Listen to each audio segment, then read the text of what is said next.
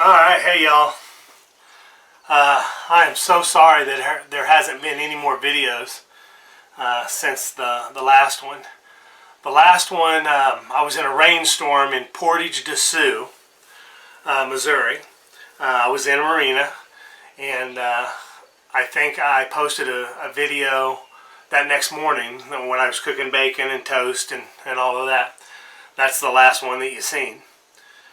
Coming to you today, I'm going to make a long video, and it's going to be broke up into several different videos probably, but I want to tell you what has gone on this whole trip and where I'm at and what I'm doing. So let's start with the first day. I left Hannibal, Missouri, and found out very quickly that there was no phone service. My phone service is under Straight Talk, and it has been excellent. But as soon as I got on the river, it said that I was roaming. So in order for me to make a call, I had to buy a roaming card, which was $15 up to $100, which that irritated the crap out of me. And the trip didn't start out very well. I wanted to leave about 2 weeks earlier, and different things came up, and then the river was flooded, and I couldn't get into the marina, and just one thing after another. But I finally did get into Hannibal, and y'all see the video on that. I got out on the river, found out there was no phone service, and then there was also no internet. Now I could still text, but I couldn't make a call unless I had a card. So from the marina to the first lock, it was 8 miles, a little over 8 miles. I got down to the first lock, and I should have called ahead. But as soon as I got to the lock, I called, and I was probably 1,000 yards north of the lock, and I started calling on my phone just to figure out that I couldn't call him because I was still on roaming. So I got on my VHF radio and started hollering for him, and still nothing. I didn't hear anything. I didn't know if the new radio was working or not. So I just kept calling, and I was getting a little frantic at this point because I was doing circles above the lock. So I thought, well, I can still text, so I'll text my wife and have her call the lock and see if he's there.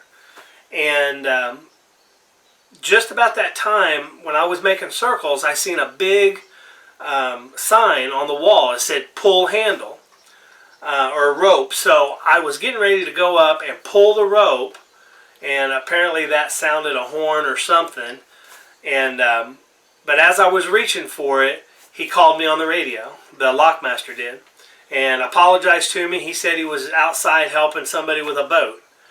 That was the first frantic moment that I had. But we got through the lock okay. Everything was fine. Then about 10 miles down the river, I went to the first marina, which I put a tape out on, a short little tape. And the reason my videos are the way they are was I had to take them with my phone.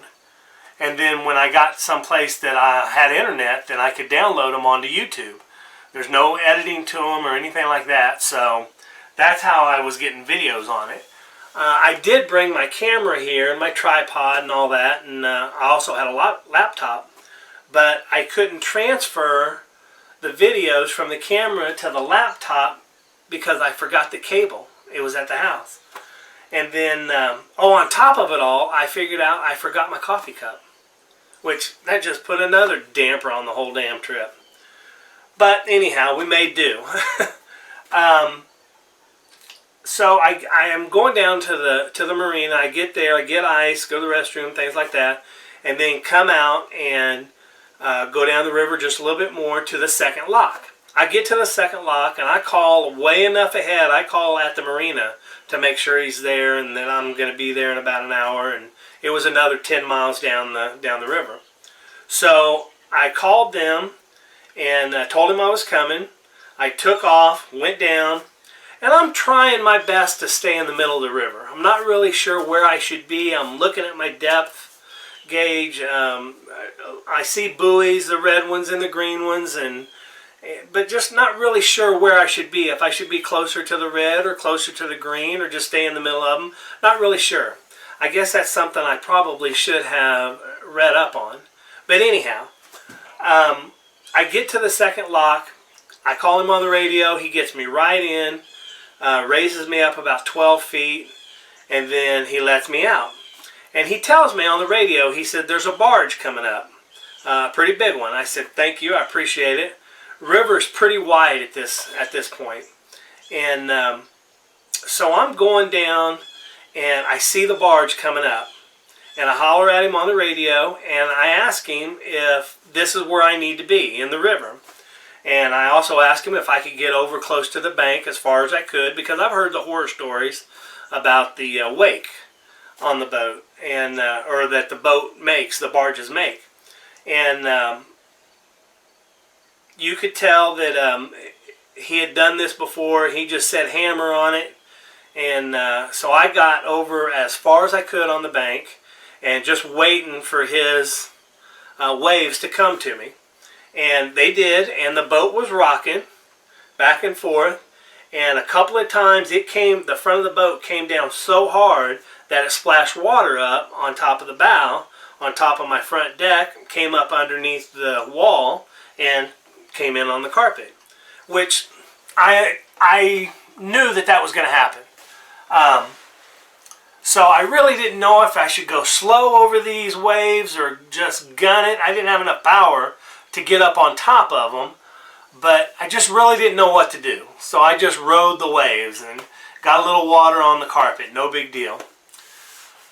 So I got through that, and I wanted to get through the third lock, and I'm hauling butt at this time, and keeping it right around 10 miles an hour, 10 to 12 miles an hour, sometimes down to 8, trying to stay in the middle of the river.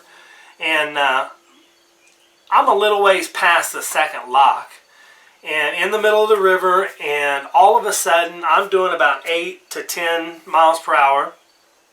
I hear my motor, and it's just sounding funny, like it's running out of gas. And so I look back, and I see that it's blowing a little bit of blue smoke out, and which freaks me out. So I come up here and I shut it off immediately. Well, I got to back up just a little bit. Before I get to the middle of the river and before the engine does all this, I pass a barge that's going south also.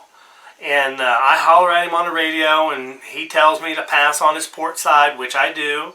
And everything went great. There's no wake when a barge is going south, and if you're going south. It's only bad if they're coming north and you're going south. So I pass the barge okay and everything like that. I get quite a ways up in front of him, and so far in front of him that I can't see him behind me anymore. So I'm in the middle of the river. The motor starts doing something funny. I shut it off and everything, and trying to figure out what's going on with it. Check my gas, and I got plenty of gas, and just not really sure what was going on. So I'm starting to panic a little bit because I'm in the middle of the river and I know this barge is coming up behind me, and not really sure of what's coming in front of me. And like I said, the river's really wide, and I'm freaking out, and I'm calling some mechanic people that I know to help me out. And I call the place that I bought the motor from, and they didn't have a clue what was going on, which I understand. They're in one area and I'm out here on the river, but no comfort whatsoever. So I'm just really frustrated, mad at them. So I call somebody else and get a young man that knows his motors and kind of help me through this situation. And we diagnosed some things, and about this time as I'm talking to him, the barge that I pass is passing me now. And he gets on the radio and he tells me, he sees that my motor's up and I'm working on it, and he gets on the radio and he says, "Partner, you're on a sandbar." I'm thinking, I'm in the middle of the river. How can I be on a sandbar? So I get my pole out, and my dock pole, and I put it in the water. It goes in the water about this deep. I'm on a sandbar. I'm not moving. I have my trolling motor on, hoping to get towards the shore. It ain't doing nothing though, because I'm on this sandbar. Well, I'm freaking out now. And I call the lock that's in front of me and tell them where I'm at, and just letting them know that I'm in the middle of the river, and trying to figure out what's wrong with the motor. Well, as I'm talking to this young mechanic, we're diagnosing some things, and he said it sounded like I spun my prop. I'm thinking, great, I don't even know what that means, but thank God I have another prop. So, apparently that's what has happened. I'm on the phone with the lock trying to get somebody to tow me somewhere where I can change my prop out. I've never changed a prop in my life. I've never been on the river before. This was the first time on the Mississippi River. I've crossed over it a million times trucking, but never on it. So I'm pretty frantic right now, pretty worried about what's going to happen, and it's getting into the afternoon now. And all of a sudden I see these two fishermen, two flat-bottom fish boats come by, and they are loaded with fish. They had so many fish in their boats was just sticking out of the water just inches. Well, the first boat, they stopped about 50 yards from me, and we're talking and telling them that I'm dead in the water here, and I need to get towed to the shore or a boat ramp or somewhere. And they're trying to get to me. They're trying to help me, but they can't get real close because of that sandbar. So they try to finagle their way around, and I have my pole, and I'm trying to push myself off this sandbar, and which is no luck whatsoever. I mean, I'm stuck. And so the one flat bottom boat, they get in front of me, and they're about 25 yards from me.